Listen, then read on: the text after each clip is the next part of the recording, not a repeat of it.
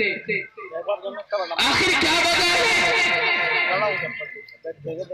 ہمارے کانوں کے اندر یہ بات پہنچ جاتی ہے کہ اس وقت ہندوستان کے اندر تقریباً 8 لاکھ بچیاں جو گھر سے بے گھر ہو چکی ہیں، یعنی وہ ایمان سے پھر چکی ہے، مرتد ہو چکی ہے، پھر ہم اندازہ کیوں نہیں لگاتے آخر وہ بچی کس کی ہے؟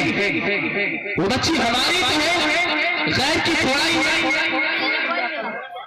پھر آخر کیا وجہ ہے کہ ہم غفلت کی چادر تانے بیٹھے ہیں، غفلت کی چادر اوڑھے بیٹھے ہیں؟ ہمارے کانوں پر جو نہیں رہتی، عزتیں ہماری محفوظ نہیں، مال ہمارا محفوظ نہیں، ایمان ہمارا محفوظ نہیں، شکل ہم نے بنا لی ہے اس گورے انسان کی طرح، اس جس کی چمڑی بالکل گوری ہے، جو اب سے تقریباً 200 سال پہلے یہ چاہتا تھا کہ ہندوستان سے قرآن اور علامہ کو ختم کر دیا جائے، ہم اسی کی شکل اختیار کرے بیٹھے ہیں۔ ہمارے چہروں پر داڑھی نہیں ہے، اس طرح سے بالکل صاف کرا کر اپنے چہرے کو گورا کر لینا، یہ اس کی شکل بنانا ہے کہ جو 200 سال پہلے یہ چاہتا تھا کہ ہندوستان سے قرآن اور علامہ کو ختم کر دیا جائے، آخر ہمیں اس کی شکل بنانے میں کیا مزہ آیا؟ مسلمانوں جو ہمارے دین کو ختم کرنے کے لیے ہندوستان کی سرزمین پر آیا تھا، ہم نے اسی کی شکل اپنا لی، آخر کیا وجہ ہے؟ ہم نے کیوں غفلت کی چادر کو تان لیا؟ مسلمانوں ایک واقعہ بتا کر اپنی بات کو ختم کرتا ہوں۔ بڑے تشریف لا چکے ہیں جن کا بھی میں نے نام لیا تھا، ہم سب کے بڑے مولانا راشد صاحب مبلغ دارالعلوم دیوبند، وہ آپ کے اسٹیج پر تشریف رکھتے ہیں۔ ایک واقعہ بتا کر اپنی بات ختم کرتا ہوں۔ آپ نے دارالعلوم کا نام تو سنا، ام المدارس کے نام سے ہم سب جانتے ہیں۔ دارالعلوم کے مفتی اعظم مفتی لطف اللہ صاحب رحمۃ اللہ علیہ گھر میں تشریف فرما تھے، رشتہ داری میں شادی کا موقع آیا، بیوی سے کہا شادی میں جانا ہے، بیٹیوں سے کہا شادی میں جانا ہے، فرمایا ہاں شادی میں جانا۔ مفتی لطف اللہ صاحب رحمۃ اللہ علیہ نے فرمایا کہ ٹھیک ہے، میں سواری کا انتظام کرتا ہوں، تم چلنے کا انتظام کرو، تم اپنی چلنے کی تیاری کرو، میں سواری کا انتظام کرنے جاتا ہوں۔ وہ گئے اور بیل گاڑی لی اور چاروں طرف لکڑی لگا کر چادر کو تان دیا، اپنی بیوی کو بٹھایا، اپنی بیٹیوں کو بٹھایا اور چل دیے، راستے میں چلے گئے، اور راستے میں چلتے چلتے ڈاکو آ گئے، لگام پکڑ لی اور روک لی۔ مفتی لطف اللہ صاحب رحمۃ اللہ علیہ کہنے لگے کون ہو؟ فرمایا ڈاکو، لٹیرے۔ فرمایا چاہتے کیا ہو؟ فرمایا مال، کہ مال سے کام چل جائے گا؟ فرمایا ہاں، کہ اگر مال سے کام چل گیا تو اس بیل گاڑی سے پیچھے رہنا، اس لیے کہ اس بیل گاڑی کے اندر وہ پاس خواتین بیٹھی ہیں کہ جن کو آج تک اگر میری بیٹی ہے تو میں نے آج تک اپنی بیٹی کو بھی ایسی نظر سے نہیں دیکھا ہے کہ میری بیٹی کتنی خوبصورت ہے، کتنی جوان ہو چکی ہے۔ اگر مال سے کام چل جائے گا تو ٹھیک ہے، آپ پیچھے ہو، میں تمام جو مال ہمارے پاس موجود ہے، جو روپیہ ہمارے پاس موجود ہے، وہ تمام کا تمام تمہیں دیتا ہوں۔ بیل گاڑی کے اندر چادر ہٹائی اور جھانک کر فرمایا کہ بیٹیوں عزت بچانی ہے کہ مال بچانا ہے؟ فرمایا ابو آپ نے کیا کہا؟ فرمایا میں نے کہا عزت یا مال؟ انہوں نے کہا مال سے کام چل جائے گا۔ فرمایا ایسے ابو کی ہمیں ضرورت تھی، ٹھیک ہے، ایک کان کی بالی، ناک کا ٹوکا، کوئی چیز پیروں کی سانٹی، کوئی چیز نہیں رکھی گی، سب چیز ہم نکال کر تمہیں دے رہے ہیں، تم ڈاکوؤں کو دے دو۔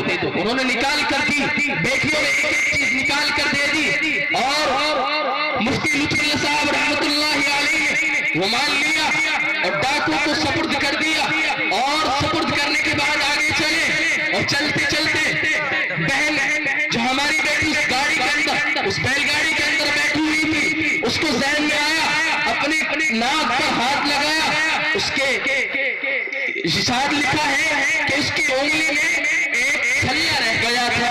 فرمایا کہ یہ تو وعدہ خلافی ہو گئی، کہیں ایسا نہ ہو میرے ابو کو جھوٹا کہہ دیا جائے، کہیں ایسا نہ ہو کل قیامت کے دن یہ وقت کا ڈاکو میرے ابو کو یہ نہ کہہ دے کہ تھا مفتی، وقت کا مفتی تھا لیکن وہاں وعدہ خلافی کر گیا، جھوٹ بولا تھا. بیٹی نے فوراً کہا، بیل گاڑی کی چادر ہٹا کر جھانک کر کہا ابو وعدہ خلافی ہو گئی ہے. فرمایا بیٹی کیا ہوا؟ فرمایا ڈاکوؤں کی دہشت کی وجہ سے میری انگلی میں ایک چھلا رہ گیا تھا. یہ لو اور بیل گاڑی کے گہیوں کو ہمیں اللہ کے سپرد کر کے جاؤ ڈاکوؤں کا پیچھا کرو اور ان سے کہو کہ میری بیٹی کی انگلی میں ایک چھلا رہ گیا تھا، وہ تمہارے لوٹا کے آیا ہوں. مفتی لطف اللہ صاحب رحمت اللہ علیہ نے بیل گاڑی کو روکا، اللہ کے سپرد کر کے ڈاکوؤں کا پیچھا کیا. چلتے چلتے ڈاکوؤں نے سوچا کہ شاید تھانے میں خبر ہو گئی ہے اور یہ ہمیں پکڑوانے کے لیے ہمیں پیچھا کر رہا. ڈاکو بھی دوڑنے لگے اور مفتی لطف اللہ صاحب رحمت اللہ علیہ وہ بھی دوڑے. فرمایا کہ بھائی پکڑوانے نہیں آیا ہوں، مجھ سے وعدہ خلافی ہو گئی تھی، اپنا وعدہ پورا کرنے آیا ہوں. رکو، تمہیں میری بیٹی کی انگلی میں چھلا رہ گیا تھا وہ لوٹانے آیا ہوں، تمہاری امانت تمہیں دینے آیا ہوں. ڈاکو رکے، ڈاکو کے سردار نے کہا ٹھہرو، اس کی بات کو سنو، یہ کیا کہتا ہے؟ فرمایا بولو کیا کہتے ہو؟ فرمایا کہ میری بیٹی کہتی ہے کہ ابو کہیں ایسا نہ ہو میرے والد یعنی ابو تمہیں قیامت کے دن کل جھوٹا نہ کہہ دیا جائے، ابو تم اس چھلے کو لو اور ان کو لوٹا کے آؤ، میں تو تمہیں تمہاری امانت لوٹانے آیا ہوں، کہیں ایسا نہ ہو کہ سفید داڑھی میری ہو اور تم وہاں کل قیامت کے دن کھڑے ہوئے ہو اور سفید داڑھی کی وجہ سے یہ نہ کہہ دیا جائے سفید داڑھی بھی تھی، دارالعلوم کا مفتی بھی تھا اور جھوٹا. تو فرمایا کہ میں تو تمہاری امانت تمہیں لوٹانے آیا. وقت کا ڈاکو، وقت کا بعد بدماش، ڈاکو کا سردار دھاڑے مار مار کر رونے لگا اور کہا اے ہمیں یہ بتلا کہ وہ کیا چیز ہے کہ جو تیرے اندر اتنی ایمانداری، اتنی امانت داری اور اتنے اخلاص کیا چیز ہے وہ؟ فرمایا کہ میں اللہ کے نبی صلی اللہ علیہ وسلم سے محبت کرتا ہوں، میں نے اپنی بیٹی کی تربیت کی ہے، بیٹا کسی کا مال نہیں کھانا ہے، میں نے اپنی بیٹی کی تربیت کی ہے، بیٹا کسی کو چہرہ نہیں دکھانا ہے، میں نے اپنی بیٹی کی تربیت کی ہے، بیٹا کسی کو دھوکہ نہیں دینا ہے، میں نے اپنی بیٹی کی تربیت کی ہے، بیٹا اپنی عزت کی حفاظت کرنا ہے.